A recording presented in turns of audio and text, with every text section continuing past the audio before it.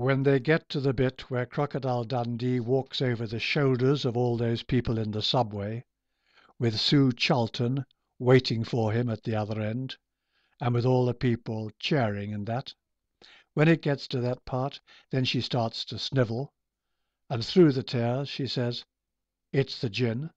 I really must stop drinking the gin because it makes me want to cry."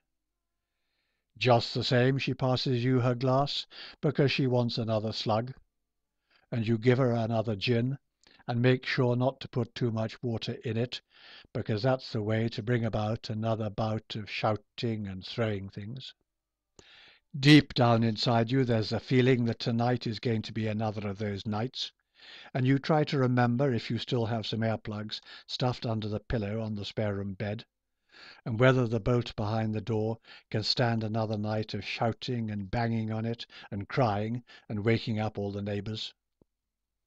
But now she decides she's hungry and she wants a takeaway. Don't argue with her. She wants a fucking takeaway. A china cup homes across the room, crashing on the wall behind you. It has the accuracy of an old Scud missile in the hands of a Congolese guerrilla who's been on the juice for several days. It misses you by half a cricket pitch, and that's indicative of the sort of reading that she would be giving were she asked to take a breath test right now. Okay.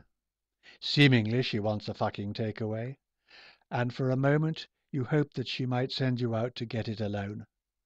That way you can take the easy option, just jump in the car and beat it home as fast as you can. Get home, fall into bed, pull the blankets tight round your head and take the telephone off the hook. Get some sleep and see what tomorrow brings, what tomorrow has in store for you and your relationship with this crazy, crazy girl. And yes, even for your own sanity. Yet the feeling in your nuts is telling you that they don't want to go home, not just yet, even though you try to explain to them that doing it with a dead drunk counts as necrophilia. But forget it. Forget that plan. She says she wants some fresh air, and she's coming along too. And being embarrassed by her in the King's Road must be better than rowing and shouting and throwing things all round the house. So you both set off down the road, you holding on to her and staring, and she grinning idiosyncratically at each and every one of the passing inhabitants of Kensington, at peace with them all and the world at large. And she says, "Oh, isn't this fun?" And, "Wouldn't it be nice to drop into the Bunch of Grapes on the way and take a glass of wine out on the pavement and watch the world go by?"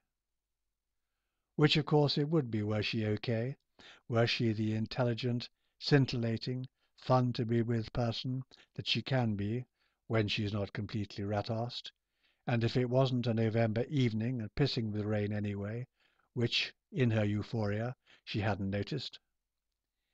The chattering of the keys on his typewriter stopped, and for a moment his fingers hovered indecisively over them. Staring at what he had written, he thought, "Is that how it really happened, or are you exaggerating? Perhaps you're dramatizing it all because you want to write the novel? What do you want to do? Tell Porcupines and make your break, or tell it as it really happened? Hang all the dirty washing out, yours and hers and all the others involved? Stick a few heads on poles for everyone to see, hoping that out of all the pain, the tears and the guilt, lessons might come? That people might have some understanding of what makes a drunk a drunk?" The page stared back at him, stuffed with his input, but giving him back no answers in return. Perhaps, he thought, it's some of one thing and some of the other. Perhaps he could sort all that out in the writing of it, the truth, the fiction, his feelings for her, and yes, even his motives for staying around her when they said that he shouldn't. Had he really loved her? Had he really believed that he could save her? Or had it just been her body, that and her money, the Wonga? The money, he knew, was a useful commodity to any wannabe writer. So for now, he said, just get it down as best you can, and worry about the honesty later. So he made the keys chatter again.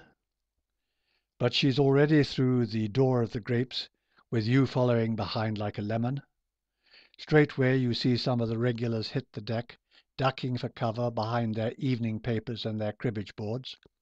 They know her only too well here, and the bartenders are grinning from ear to ear because they sense that now there's going to be some sport. She says she wants a Bacardi and lemon, which is not an exactly rational choice, given that she's been drinking gin all evening. But you buy her one, and you find a quiet corner, you giving grateful thanks that all the bar stools are taken, because she has a propensity to fall off bar stools when she's like this. In the corner it's smoky and cosy. The light is incandescent pink, claret on mahogany, snug, with the pervading smell of nicotine all around. It's private too. Decoratively patterned frosted glass windows shut out the world outside and make you feel safe from it.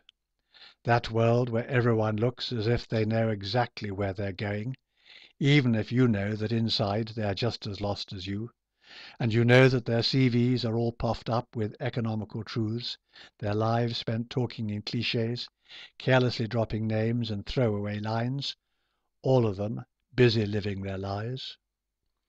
But now the bartenders appear to have forgotten all about her, and you hope that you can settle down to a quiet evening, being slightly stupid together and enjoying each other's company, like the way you do when she's sober. Because when she's sober, she's okay. She's more than that. She's a jewel.